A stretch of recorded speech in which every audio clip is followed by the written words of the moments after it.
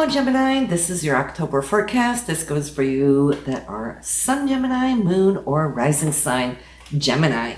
Now, what's exciting this month is that now several planets are starting to wake up, and it's going to boost our energy and start maneuvering us forward after a long period where things have been very slow, especially due to the fact that there has been so many retrogrades, right?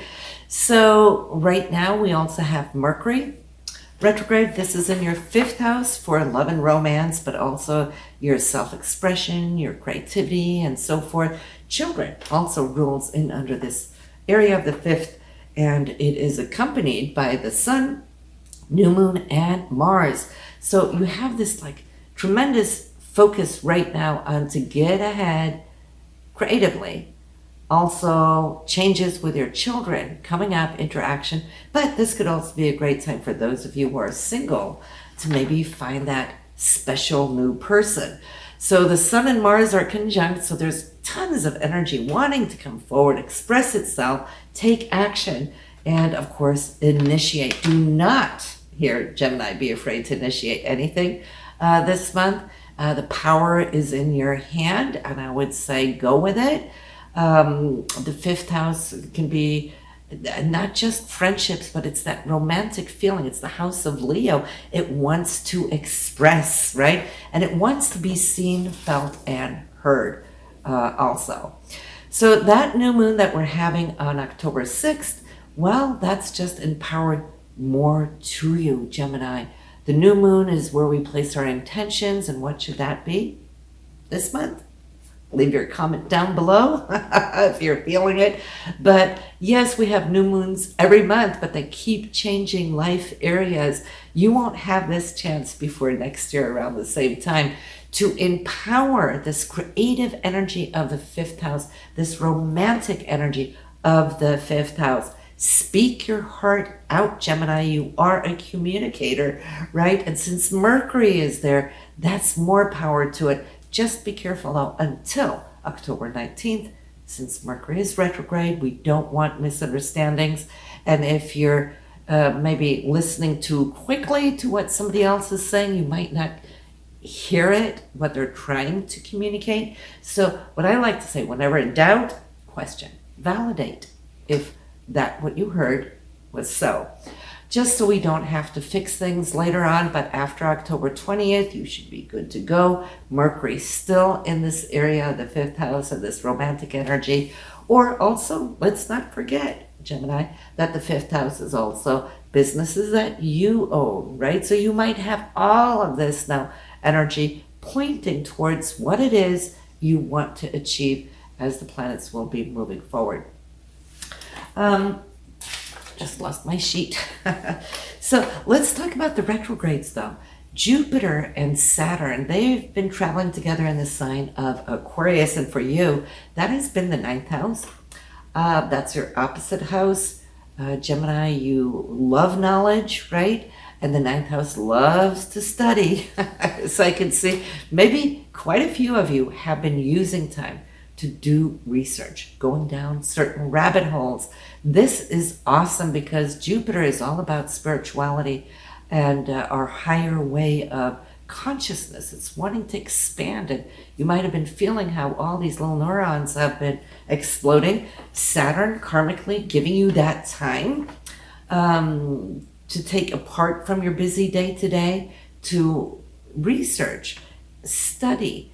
So, you know, there's a blessing in this slowdown that we have been through, even though, yes, initially I think it was frustrating for a lot of people. But now in the aftermath, you look back, you'll go, wow, I couldn't have done this. I wouldn't have had time to do this if it wasn't for these retrogrades. So make no mistake, the universe never makes any mistake. Everything is unfolding exactly as it should, Gemini.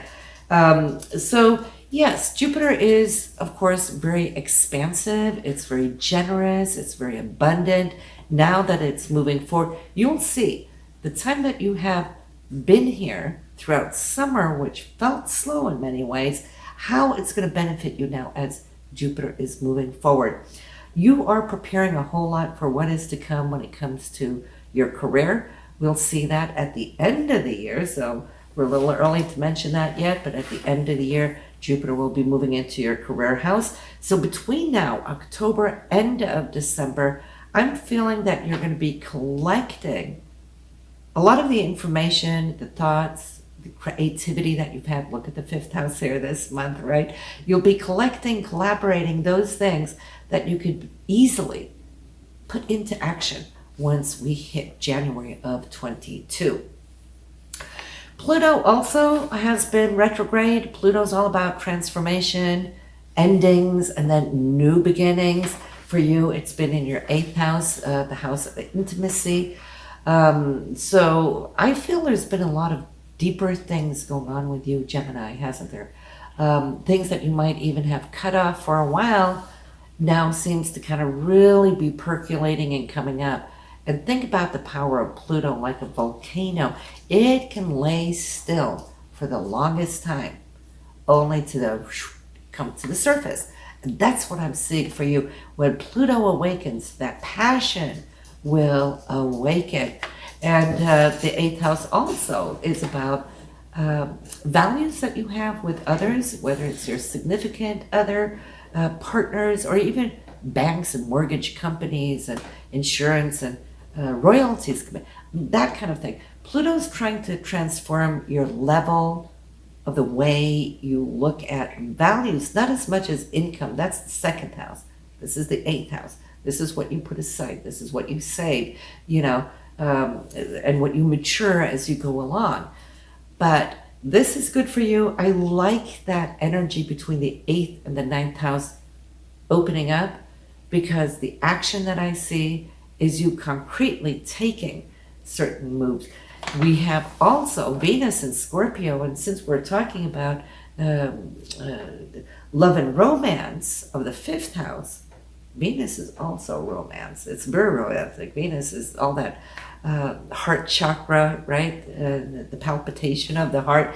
Having it in Scorpio is very intimate. It's very deep. It's very passionate. You're going to be feeling that this month, Gemini. And so when you have the 5th house awakened and Venus here in your 6th house, which has to do with your day-to-day, watch how you're going to be implementing more on a day-to-day basis the needs of the heart, the needs of the soul, the needs of the spirit to express, to be open about those needs.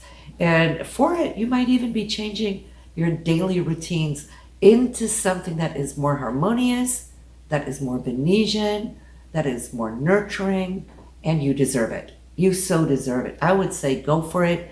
Don't be afraid to express. Not that you are Gemini, you are the talker, but don't be afraid to express those things that are a little bit more vulnerable.